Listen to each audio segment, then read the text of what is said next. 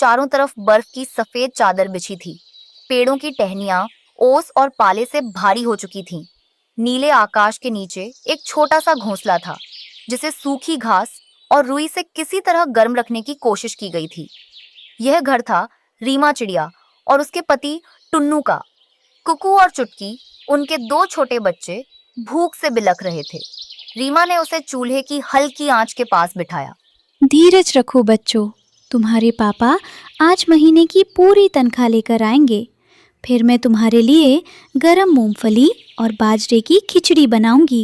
टुन्नू ने अपना मफलर कसा और उड़ने की तैयारी की। उसे कालू कौवे के खेत में काम करने जाना था, जो बर्फ के नीचे दबे अनाज को खोदकर निकालने का काम करता था। रीमा, आज कालू सेठ हिसाब करने वाले हैं। मुझे उम्मीद है कि इस बार वो कंजूसी नहीं करेंगे।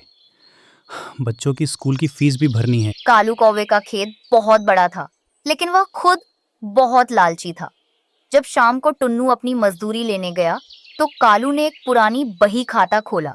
टुन्नू, ये लो तुम्हारी आधी तनख्वाह, बाकी काट ली गई है। लेकिन क्यों सेठ? मैंने तो इस कड़ाके की ठंड में भी जमते हुए पानी से अनाज निकाला है। मैंने एक दिन भी छुट्टी नहीं ली। चुप रहो, तुम रोज 5 मिनट देर से आते हो और शाम को घर जाने की जल्दी में रहते हो।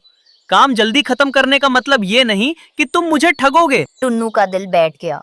वह जानता था कि वह समय से पहले आता था, लेकिन कालू से बहस करने का मतलब था नौकरी से हाथ धोना।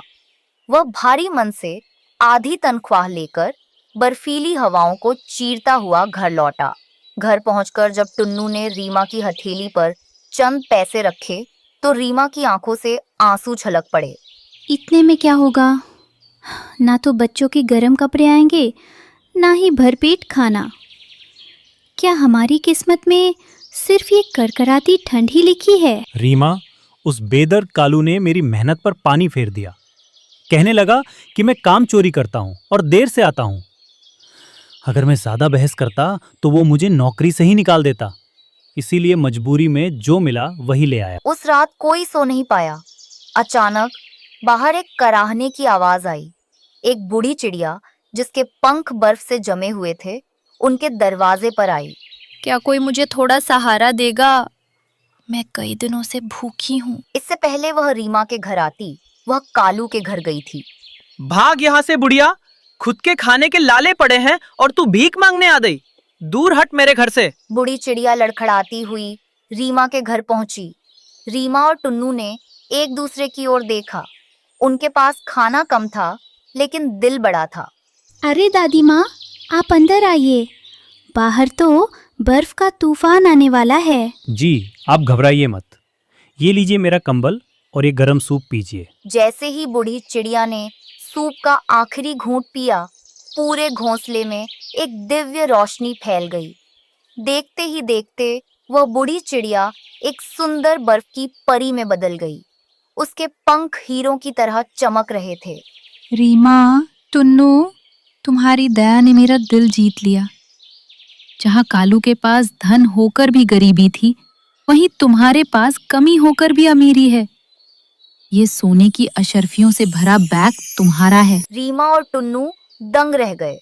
उनके सामने सोने से भरा एक बड़ा सा थैला था। याद रखना, इस धन का उपयोग सिर्फ भलाई के लिए करना। जो दूसरों के आंसू पोंछता है, भगवान उसके आंसू कभी गिरने नहीं देता। इतना कहकर परी नीले उजाले के साथ गायब हो गई। अगले कुछ हफ्तों में जंगल का नजारा बदल गया। टुन्नू ने उन पैसों से शहर में एक गर्म कपड़ों की शानदार दुकान खोली। उसने ऊन और रुई के ऐसे कोट बनवाए जो परिंदों को बर्फ में भी गर्मी का एहसास देते थे। जल्द ही टुन्नू का व्यापार चमक उठा। कालू कौवे के खेत में काम करने वाले मजदूर अब टुन्नू की दुकान और उसके नए गोदामों में काम करने लगे, क्योंकि टुन्नू उन्हें सम्मान और सही वेतन देता था। कालू सेठ, बहुत चूस लिया हमारा खून। अब अपनी एक कंजूसी अपने पास ही रख। हम चले टुन्नू भाई के पास, जहां मेहनत की इज्जत है। तेरी गुलामी अब और नहीं। धीरे धीरे कालू का खेत बंजर पड़ गया। कोई उसकी मदद करने को तैयार नहीं था, क्योंकि उसने कभी किसी की मदद नहीं की थी। अब कुकू और चुटकी जंगल के सबसे अच्छे स्कूल में जाने लगे थे। उनके पास अब पहनने के लिए मखमली गर्म कोट थे और खाने के लिए ताजे फल। माँ, क्या अब हमें कभी भूखा सोना पड़ेगा? नहीं बेटा, अब हम दूसरों की भूख मिटाने के काबिल बन गए हैं। टुन्नू ने अपनी कमाई का एक बड़ा हिस्सा गरीब पक्षियों के लिए आश्रम बनाने में लगा दिया। उस बर्फीले जंगल में जहां कभी सिर्फ ठंड का खौफ था, अब टुन्नू और रीमा की दया की गर्माहट हर तरफ फैली हुई थी। तो दोस्तों, इस बर्फीली दास्तान से हमें यही सीख मिलती है कि लालच का फल हमेशा कड़वा होता है और ईमानदारी व दया की जड़ें चाहे जितनी भी कठिन परिस्थितियों में हो, वे एक दिन सुख का फल जरूर देती हैं। चारों तरफ बर्फबारी हो रही थी। पेड़ों की टहनियां बर्फ के बोझ से झुकी हुई थीं। इसी जंगल में रीमा चिड़िया अपने पति टुन्नू के साथ एक बेहद अनोखे घर में रहती थी। रीमा ने अपनी मेहनत से तिनकों और सूखी घास के बजाय जमी हुई बर्फ के टुकड़ों से एक 3 मंजिला आलीशान घर बनाया था। जंगल के बाकी पक्षी इस घर को देखकर हैरान थे। जंगल की शांति के पीछे एक गहरा डर छिपा था। लूसी और कबूतर जानते थे कि इस सफेद चादर के नीचे और आसमान की ऊंचाइयों में कुछ भूखे शिकारी घात लगाए बैठे हैं। तभी पास के एक ठूंठ पर बैठी लूसी कबूतरी और उसका पति आपस में फुसफुसा रहे थे। सुनो जी, क्या तुमने सुना? लाडो चिड़िया के साथ बहुत बुरा हुआ। उस दुष्ट सांप ने उसके अंडे खा लिए और उसका घर भी उजाड़ दिया। मुझे रीमा की चिंता हो रही है। उसने अभी अभी 2 अंडे दिए हैं। हालू से खतरा हर तरफ है। नीचे रेंगता हुआ वो जहरीला सांप और ऊपर आसमान में मंडराते वो कालू और गोरी कौवे। बेचारे पक्षियों के अंडे सुरक्षित नहीं है। हाल ही में पिंकी कौवी का भी घर तोड़ दिया गया था। रीमा ने जब पिंकी कौवी को रोते हुए देखा तो उसका दिल बैठ गया। पिंकी बिलक बिलक कर कह रही थी, मेरा सब कुछ खत्म हो गया। वो क्रूर सांप मेरे बच्चों को खा गया। रीमा डर के मारे फौरन अपने 3 मंजिला घर की ओर उड़ी। वहां टुन्नू अंडों की रखवाली कर रहा था। रीमा के चेहरे पर हवाइयां उड़ रही थीं। टुन्नू, जल्दी करो, हमें इन अंडों को तीसरी मंजिल पर ले जाना होगा। लाडो और पिंकी के घर पर हमला हुआ है। मैंने ये 3 मंजिला घर इसीलिए बनाया था कि अगर सांप नीचे आए तो उसे कुछ ना मिले और वो वापस चला जाए। तुम शांत हो जाओ रीमा, हम अंडों को ऊपर ले चलते हैं। लेकिन क्या तुम्हें लगता है कि सिर्फ ऊंचाई ही काफी है? रीमा को लगा था कि खतरा सिर्फ जमीन से है, पर वह भूल गई थी कि आसमान में कालू कौवा और गौरी कौवी अपनी पैनी नजरों से शिकार ढूंढ रहे थे। उन्हें अंडों का ऑमलेट बहुत पसंद था और अब उनकी नजर रीमा के महल जैसे घर पर थी। रीमा मदद के लिए लाडो चिड़िया और लूसी कबूतरी और कबूतर के पास पहुंची। उसकी आंखों में आंसू थे। लाडो बहन, मुझे बहुत दुख है तुम्हारे साथ जो हुआ। देखो, मुझ पर भी संकट है। क्या तुम और मैं मिलकर अपने घरों की सुरक्षा के लिए कुछ कर सकती हैं? मुझे तुम्हारी मदद की ज़रूरत है। मदद? कैसी मदद रीमा? मेरा तो संसार ही लुट गया। उस क्रूर सांप ने न मेरा घर छोड़ा न मेरे बच्चे। अब मेरे पास खोने को कुछ नहीं बचा है। मैं इस वक्त खुद को संभालने के लायक भी नहीं हूं, तो तुम्हारी मदद क्या खाक करूंगी। जाओ यहाँ से। मैं अब किसी की कोई सहायता नहीं कर सकती। मेरा सब कुछ बर्बाद हो चुका है। रीमा निराश होकर लूसी कबूतरी और कबूतर के पास मदद मांगने गई। मैं अपने बच्चों को कैसे बचाऊं? हर तरफ मौत का साया है। रीमा, डरने से काम नहीं चलेगा। हमें दिमाग से काम लेना होगा। तुम अभी नदी किनारे जाओ और वहां से 4 गोल और चिकने पत्थर लेकर आओ। पत्थर? पत्थरों से क्या होगा? जैसा मैं कहता हूं वैसा करो।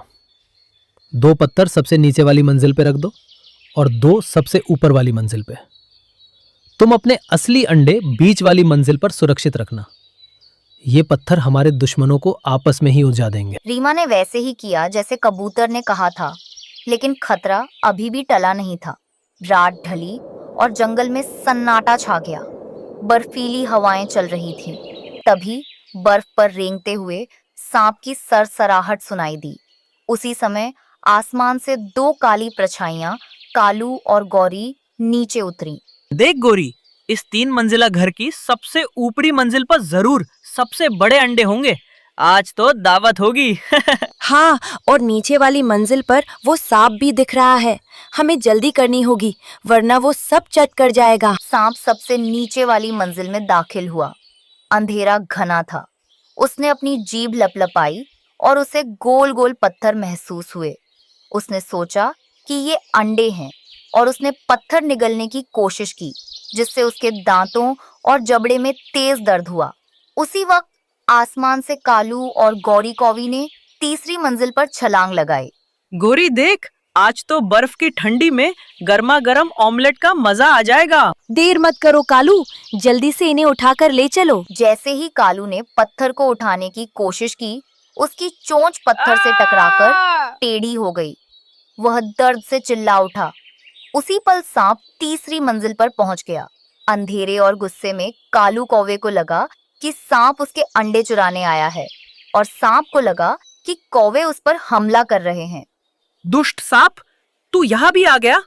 मेरे शिकार को हाथ मत लगाना। मारो इसे कालू, इसने हमारी दावत खराब कर दी। सांप ने फुंकार मारी और कालू पर झपट्टा मारा। कौवों ने अपनी पैनी चोंच से सांप को लहूलुहान कर दिया। बर्फीले घर की तीसरी मंजिल पर घमासान युद्ध छिड़ गया। अंत में जख्मों और कड़ाके की ठंड के कारण तीनों वहीं ढेर हो गए। अगली सुबह जब सूरज की पहली किरण बर्फ पर पड़ी तो जंगल सुरक्षित था। रीमा और टुन्नू बीच वाली मंजिल से बाहर आए। रीमा, तुम्हारी समझदारी और कबूतर की युक्ति काम कर गई। अब कोई खतरा नहीं है। कुछ दिनों बाद उन अंडों में से चूं चूं की आवाजें आने लगीं। 2 नन्हे और प्यारे बच्चे बाहर आए। रीमा का वो 3 मंजिला बर्फ का घर अब डर का नहीं, बल्कि जीत और खुशियों का